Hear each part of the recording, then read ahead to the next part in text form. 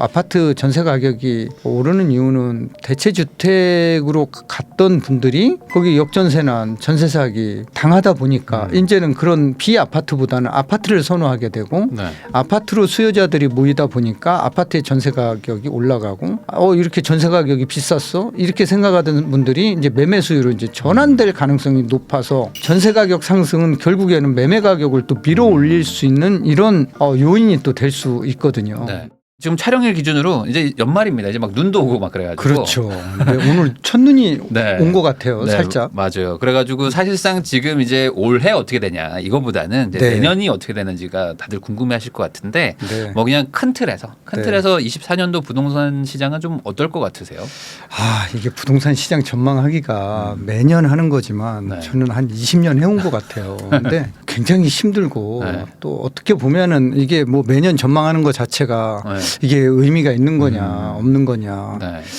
이런 고민도 좀 해보게 돼요. 맞아요. 예, 그런데 뭐 궁금해들 하시니까 부동산 가격 특히 이제 우리가 아파트 시장에 있어서 가격은 수요와 공급에 의해서 결정되는데 네. 어떤 규제나 금리나 이런 것들이 이제 가격을 통제할 수가 있잖아요. 근데 지금 현재 부동산 시장 분위기는 이제 규제보다는 완화의 방점이 찍혀져 있는 건 사실이잖아요. 수요 대비 공급은 지금 부족한 편이기 때문에 네. 근본적으로는 부동산 가격이 연착륙하면서 우상향하는 게 이제 맞는데 그 중간에 가격을 통제할 수 있는 게 이제 금리라는 거죠. 금리가 지금 이제 시장을 통제하고 있기 때문에 내년의 변수는 금리로 조금 봐야 될 것 같고요. 네. 거기에다가 이제 규제 완화가 조금 특히 세금 부분에 있어서 규제 완화를 하게 되면은 부동산 투자자들이나 실수요자들이 시장에 진입하기가 이제 훨씬 더 수월해지고 활성화될 수 있겠죠. 그런데 관건은 금리가 이제 향후에 어떻게 될 거냐. 오늘 뭐 보니까 미국 기준금리가 지금 5.5인데 뭐 이러면은 내년 3월 안내라도 뭐 금리 인하 가능성이 있다. 이런 뉴스들이 지금 네. 나오고 있어요. 또 우리나라도 내년에 GDP 성장률 자체를 2.2로 지금 잡고 있는데 올해는 1.3에서 4잖아요. 네. 그러면 경제 성장을 하려면은 금리가 높은 것보다는 그렇죠. 낮아져야지만 되는 거라 경제 성장을 위해서는 금리는 올라갈 확률보다는 내려갈 확률이 높다. 그렇다라고 하면은 부동산 시장에 장애물이 조금 없어진다라고 하면은 시장 가격은 내년 연말쯤 되면은 1에서 2% 정도 네. 횡보와 활보를 왔다 갔다 하면서 시장 가격은 그 정도 오르지 않을까 이렇게 조심스럽게 전망을 한번 해봅니다. 사실상 이 전망이라는 게 뭐 지금 기준 예측치 가지고 하는 건데 사실상 이 정부도 막 정책으로 막 바꾸고 또 그리고 중간에 뭐 변수들도 막 생기기 때문에 지금 기준으로 봤을 때는 약간의 어떤 상승 정도. 근데 사실 뭐 1, 2% 정도 올라간다는 거면 그냥 보합세라고 봐도 뭐 무방한 상황이겠죠. 그러니까 이제 물가 상승률 감안하면은 네. 그러니까 오히려 좀 손해인 거죠. 네, 물가 네. 상승률 2, 3% 만약에 내년에 간다라고 하면은 부동산 가격 1, 2%는 약보합 정도로 봐야 되겠죠. 그러니까 네. 물가 상승률을 감안 안 하면은 뭐 상승인데 감안해 버리면은 큰 의미는 없다 이렇게 봐야 될 것 같아요. 네. 네. 그러면 이게 크게 한번 전망을 좀 해주셨는데 사실 지금 이제 뭐 미국에서 뭐 금리가 뭐 동결되고 뭐 우리나라는 지금 한 6번 지금 뭐 동결을 하고 있는 상황인데 금리 얘기가 요즘엔 조금 조용해진 것 같아요. 예전에는 이제 막 금리가 막 엄청 막 치솟을 것 같으니까 그런 불안감도 많았는데 지금은 이제 금리가 어느 정도 뭐 안정은 좀 됐으니까 그러면 지금은 이제 금리 영향은 좀 상대적으로 좀 과거 대비는 좀 약해졌다고 봐야 될까요? 어떻게 봐야 될까요? 심리적으로는 조금 약해졌는데 실질적으로 보면은 지금 현재 신규 주택자금 대출 취급 금리는 네. 조금 상승하는 추세예요. 시중은행들이 지금 수신 경쟁을 하고 있어요. 이 수신 금리는 코픽스하고 연동이 돼 있고 네. 이 코픽스는 또 대출 금리에도 또 그렇죠. 연동이 돼 있거든요. 그러니까 금리를 많이 줘야지만 그 해당 은행으로 예금을 갖다가 예치를 하니까 금리를 막 올리니까. 네. 이게 덩달아서 대출 금리도 올라가는 이런 지금 상황이 발생하고 있는데 이게 이제 뭐 각 은행에서 은행채를 발행을 해서 유동성 비율을 맞추던 것을 이제 수신을 받아서 지금 맞춰야 되는 그런 상황이기 네. 때문에 이렇게 금리가 조금 올라가고 있는데 이게 조금 진정이 된다라고 하면은 대출 금리 뭐 내려갈 수 있다 이렇게 뭐 꽤 할 수도 있겠는데 작년 10월 대비 2022년 10월 대비 올 9월 우리가 이제 신규 취급 주택담보대출 금리는 네. 6.5% 떨어졌어요. 실질적으로 비교를 해보면 네. 그래서 약 한 50bp 정도가 떨어졌다. 그런데 여기서 지금 살짝 조금 올라가고 있다. 지금 이런 상황이기 때문에 10월도 조금 올라가고 있는 것 같아요. 0.05에서 네. 뭐 7 정도 이 정도인데 야, 그 정도 올라가서 뭐 이게 감이 와? 그렇게 생각할 수 있지만 이 금리는 심리적으로 되게 부담스러운 부분 중에 하나거든요. 네. 그래서 투자를 또 내 집 마련을 위축시킬 수 있다라는 거죠. 그래서 뭐 이 금리가 올라가면은 거래량이 좀 떨어지게 돼 있거든요. 거래량이 떨어지면 가격도 좀 떨어지는데 지난달 서울 지역 아파트 거래 건수가 3,300건 정도 네. 지난 9월 8월 대비해서 한 500건 정도가 거래량이 좀 떨어져 있고요. 네. 지금 10월 기준으로 해서 신고된 게 뭐 11월 말까지 신고를 해야 되겠지만 네. 2천여 건 정도 지금 신고가 돼 있는데 제가 봤을 때는 3천 건 초반에 아마 밑돌지 않을까. 거래량은 분명히 지금 떨어지고 있는 거거든요. 네. 그래서 이 금리가 심리적으로도 영향을 주고 있다. 이렇게 좀 봐야 될 것 같아요. 네. 그 지역별로는 좀 다르게 움직일 수 있다고 좀 보이는데 뭐 지금 서울 같은 데들은 뭐 많이 회복하는 데들도 좀 나오고 있는데 지방이나 이런 데들은 좀 어떨까요? 사실은 지방의 집값이 오른다라는 것은 일자리가 조금 늘어나야 되는데 일자리 증가를 통해서 인구가 증가해야지만 네. 주택 수요도 늘어나는 거잖아요. 그런데 지방은 아직은 조금 더 지켜봐야 될 것 같아요. 네. 네, 그래서 그런데 이제 서울 수도권 지역은 조금 양상이 틀리고 수도권 중에서도 GTX가 이제 뭐 내년 상반기부터 그렇죠. 뭐 개통이 되는 지역들은 서울로의 이제 접근성이 가까워지는 이런 지역들의 이제 집값에는 조금씩 지금 영향을 주고 있는데 아직도 여기도 이제 활보했다가 횡보했다가 이런 양상을 뭐 금리 때문에 이런 양상을 보여주고 있고 서울 지역 같은 경우에도 노동하기라든가 금강구 이런 데는 뭐 그 심리적 실질적인 부담이 이제 뭐 바로 네. 시장에 반영이 되고 있는 것 같아요. 그래서 거래량도 조금 떨어지고 가격도 반등세가 나타났다가 또 그게 이제 네. 가격이 또 파괴되고 지금 이러한 현상을 계속 거치고 있는 것 같아요. 하지만 이제 강남 일부 지역은 그럼에도 불구하고 신고가가 뭐 창조되고 있고 네. 또 신고가가 창조되고 있고 이렇게 가는 것 같아요. 그래서 이게 양극화 현상이 서울의 25개 구에서도 굉장히 몇 개 구는 진짜 뭐 신고가를 창조하고 있는 반면에 다른 구들은 신고가가 파괴되고 있는 이러한 양극화 현상이 나타나고 있는 것 같아요. 그러면은 이제 시장 참여자들의 어떤 차이 때문에 이런 것들이 발생한다고 봐야 될까요? 강남은 뭐 전고점을 뚫고 있는데 다른 데들은 돈이죠. 아. 투자 자금, 네. 자금이 이제 어느 정도냐. 그래서 아무래도 이제 실수요자들은 대출을 끼고 내 집 마련을 해야 되기 때문에 네. 금리 상승기에는 부담스러울 수밖에 없고 그 반면에 이제 대출 필요 없이 뭐 그냥 내 돈으로 사겠다라고 하는 분들은 그냥 강남에 원하는 지역에 대출 없이 내 집 마련을 하는 거죠. 그러니까 결국에 뭐 매수하는 사람들의 어떤 재력이나 이런 것들이 뭐 강남은 뭐 제한이 없기 때문에 네, 상한선이 네. 없으니까 막 사기도 하지만 조금 저렴한 지역들은 아직 금리나 이런 것들에 대해 민감하기 때문에 네, 네. 상대적으로 이렇게 양극화가 일어나고 있다고 봐야 되겠네요. 네, 그렇습니다. 네. 그러면 여기서 좀 궁금한 게 아까 말씀하셨던 뭐 그런 좀 아직 좀 지지부진한 지역들은 금리가 좀 내려가면 뭐 강남과 뭐 소위 말하는 뭐 키 맞추기라든지 뭐 이런 것들이 좀 일어날 수 있을 가능성도 있는 건지. 키가 맞춰주기는 쉽지 않아 보여요.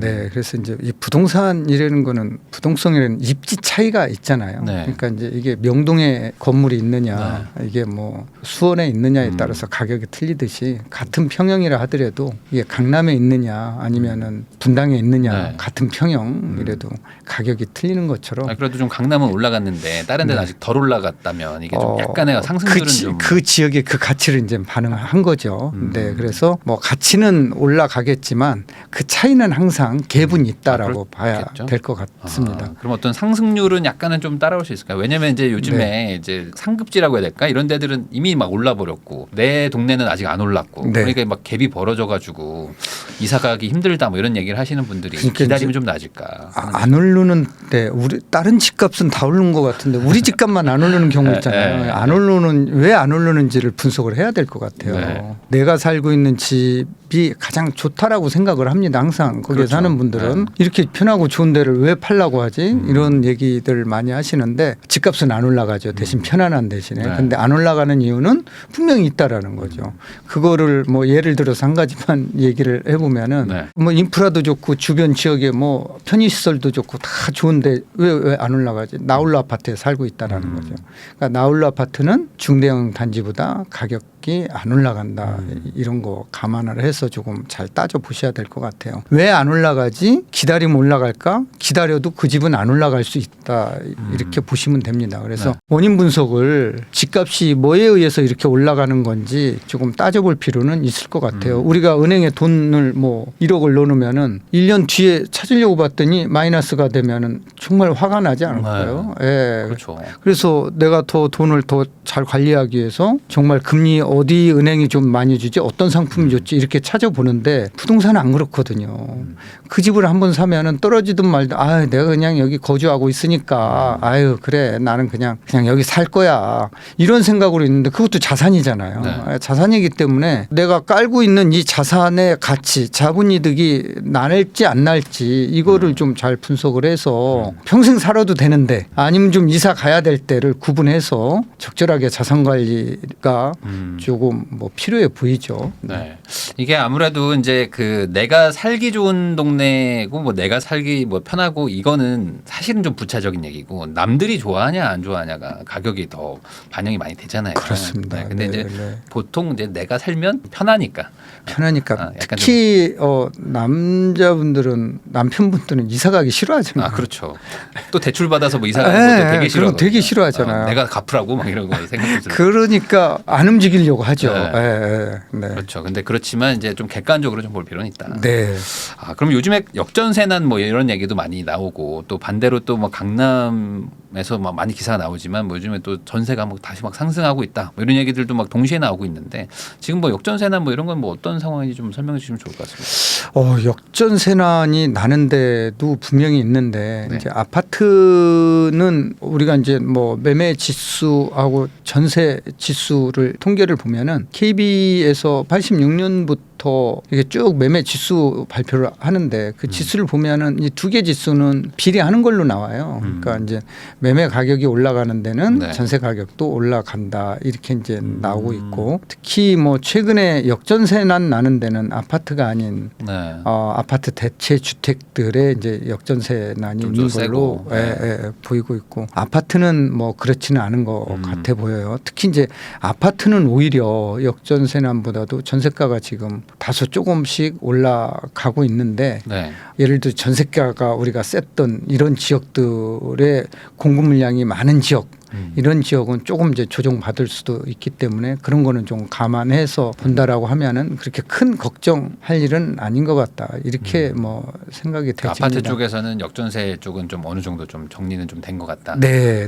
그렇지만 이제 비아파트 쪽은 아직도 심하다. 전세 가격이 지금 오르는 이유, 아파트 전세 가격이 오르는 이유는 대체 주택으로 갔던 분들이 거기 역전세난 전세 사기 당하다 보니까 이제는 그런 비아파트보다는 아파트를 선호하게 되고 네. 아파트로 수요자들이 모이다 보니까 아파트의 전세 가격이 올라가고 이렇게 전세 가격이 비쌌어 이렇게 생각하던 분들이 이제 매매 수요로 이제 전환될 가능성이 높아서 전세 가격 상승은 결국에는 매매 가격을 또 밀어 올릴 수 있는 이런 요인이 또 될 수 있거든요. 네. 그래서 시장을 조금 지켜볼 필요는 있을 것 같아요. 좀 전세 가격이 이 아파트 시장에서는 지금 굉장히 우상향을 하고 있는데 이게 이제 매매 가격도 밀어 올릴 가능성도 배제할 수는 없을 것 같아요. 그러면은 아까 그 매매 쪽은 뭐 한 1% 2% 정도 뭐 약상승 정도 뭐 사실상 네. 보합 이렇게 말씀해 주셨는데 그러면 내년에 뭐 전세는 좀 상승할 여력이 좀 더 있을까요? 전세는 이제 비아파트 부분에 대해서 이게 이제 계속 내년에도 이런 현상이 나타나면은 전세 가격은 조금 상승할 수 있죠. 네. 그러면은 지금 아파트를 기준으로 봤을 때는 내년에 전세 전세 상승이 조금 더 확률이 좀 높다. 조금 더 높게 보여지고 그러면 있습니다. 이렇게 네. 되면 이제 갭이 좀 이렇게 줄어들죠. 그러면 또 약간 좀 상승의 어떤 뭐 여력 같은 것들도 막 생기기 시작하잖아요. 네, 네. 보통은. 근데 뭐 지금 상황에서 이제 투자자들이 갭 투자는 규제 때문에 그렇게 쉽지는 않아 보여요. 네. 취득세라든가 종부세 때문에. 그래서 이런 거 감안하면은 투자자들보다는 실수요자들이 이런 시장을 좀 예의주시했다가 내 집 마련해야 될 것 같습니다. 그렇지만 뭐 큰 틀에서 막 엄청난 막 상승이 일어나거나 네, 뭐 그런 그렇지는 않을 분위기는 것 아니다. 같습니다. 네. 사실상 지금 아직 뭐 규제도 많고 대출도 뭐 좀 어려운 부분이 있으니까요. 네, 네. 그러면 그 최근에 뭐 정부가 지금 뭐 전세 관련해서 좀 대출 규제를 좀 하려고 하는 것도 있고 또 가계 부채가 좀 많기 때문에 내년도는 뭐 이래저래 뭐 특례도 조금 뭐 줄이고 뭐 이거저거 좀 대출 안 하려고 하는 분위기도 있는데 이런 것들이 좀 집값에는 어떤 영향을 좀 줄 거라고 보세요? 이게 이제 만약에 전세 자금 대출 규제를 하게 되면은 사실은 서민들 주거 환경이 조금 더 아무래도. 열악해질 수밖에 없고 네. 그래서 이거는 조금 정부에서 고려를 좀 해봐야 될 것 같아요. 조금 더 꼼꼼하게 좀 더 살펴볼 필요가 있을 것 같고요. 네. 특례 보금자리론이나 무주택 실수요자들이 내 집 마련할 때 되게 많이 도움이 되던 이런 대출 상품이거든요. 이런 것도 조금 더 지원을 해주는 방향으로 가야지 이게 뭐 더 축소를 하면은 내 집 마련에 좀 지장이 생기잖아요. 뭐 본인 돈 가지고 내 집 마련하는 사람들이 얼마나 있겠어요. 그렇죠. 진짜 부자들 아니면은 그게 쉽지 않거든요. 그래서 서민들한테 대출해주는 내 집 마련 이런 특례 보금자리론이나 전세자금 대출은 규모를 조금 더 확대하는 게 좋지 않을까 이렇게 보는데 정부에서 걱정하는 이제 집값 상승 때문에. 네, 그리고 또 뭐 이게 금이 너무 많으면은 사실은 이게 문제가 될 수 있거든요. 그리고 네. 또 대출금이 증가하게 되면은 이자로 내게 되면은 소비 시장이 또 위축될 수 있거든요. 그래서 경제에는 그렇게 또 좋지는 않아요. 예, 그래서 이제 그런 부분 걱정하는 부분들이 있는데 그럼에도 불구하고 사는 집이니까 전세자금 대출은 조금 한도 줄이지 말고 좀 잘 해줬으면 좋겠다라는 게 제 바람입니다. 네. 그러니까 이게 참 어려운 부분인 것 같아요. 이게 결국에 어찌 보면 경제가 어려운 부분이죠. 뭐 네. 복지 개념으로도 하긴 네, 하지만 네, 네. 또 전세를 또 올려가지고 또 매매가를 자극한다. 또 이런 논리도 있기 때문에 참 이게 좀 어려운 부분이긴 한데 어쨌든 지금 정부가 조금 규제를 하고 있기 때문에 이런 거는 뭐 내년도에 어떤 집값 뭐 상승이든 전세 상승에 어느 정도 조금 좀 안정적인 좀 영향을 주겠죠. 대출 규제를 하게 되면은 이제 부동산 시장으로 자금 들어가는 흐름이 끊겨 버리니까 네. 부동산 시장 활성화에는 좋지는 않죠. 네. 네. 그럼 정부가 최근에는 또 대출을 좀 풀었다가 지금은 또 약간 규제하고 어떤 약간 냉탕 온탕을 왔다 갔다 하는 이유는 뭐라고 보십니까? 이게 이제 아무래도 부동산 시장을 자극할 수 있느냐 없느냐 또 너무 또 침체되면은 우리 경제에 또 GDP에 또 영향을 주기 때문에 그런 사이에서 정부도 고민이 많을 거라고 보여지고 있어요. 네. 그러니까 뭔가 좀 너무 빠지면 조금 그래도 좀 막아줘야 되고. 네. 근데 막으려고 했더니 너무 올라가니까 올라가면은 또 규제를 해야 되고. 조정을 네, 네. 그러면 이게 결국에는 지금 안정화를 목적으로 지금 이렇게 하고 있다. 그래서 이제 정부는 뭐 시장 자체를 연착륙으로 끌고 가는 게 아무래도 가장 좋은 거인 것 같아요. 그래서 네. 경착륙이 되면 우리 경제에도 부담이 될 수밖에 없고 그래서 연착륙으로 갈 수 있는 최선의 정책을 내놓는 게 아닌가 그렇게 보고 있습니다. 네. 그러면 이제 뭐 내년에는 어찌 보면 이제 뭐 정치 이슈 중에 하나가 이제 뭐 총선일 것 같은데 뭐 총선 이후에는 뭐 정부의 어떤 정책 방향이 뭐 어떤 방향으로 갈 거라고 좀 보세요? 총선 이후 정책이 이제 뭐 저도 뭐 어떻게 될지는 모르겠지만 이 현재의 규제를 더 푸느냐 풀지 않느냐 두 가지 선에서 결정이 될 거라고 보여집니다. 뭐 정치 얘기는 우리가 뭐 하긴 지금 뭐 어떻게 될지 모르니까. 네, 그런 방송이 아니니까. 네. 근데 네, 이제 네. 이게 결국에는 그 완화적인 분위기이긴 맞지만 네. 그렇다고 완화해가지고 막 상승이 나오는 것도 막으려고 하는 분위기도 또 동시에 있기 때문에 네. 뭐 어떻게든 뭐 최대한 좀 안정화 네. 이제 이렇게 좀 이 상태로 좀 끌고 가려고 할 것이다. 네. 요 기조는 좀 어느 정도 좀 유지되지 네, 않을까. 네. 그렇게 가야 또 시장이 또 집값이 뭐 너무 폭등하거나 이러면은 어느 정부든 부담이 되지 않을까요? 그렇죠. 네. 그렇게 안 되게 부동산 시장을 관리하고 끌고 나가야 되겠죠. 그렇게 하려고 노력을 하지 네. 않을까. 네. 이렇게 정리할 수 있을 것 같습니다.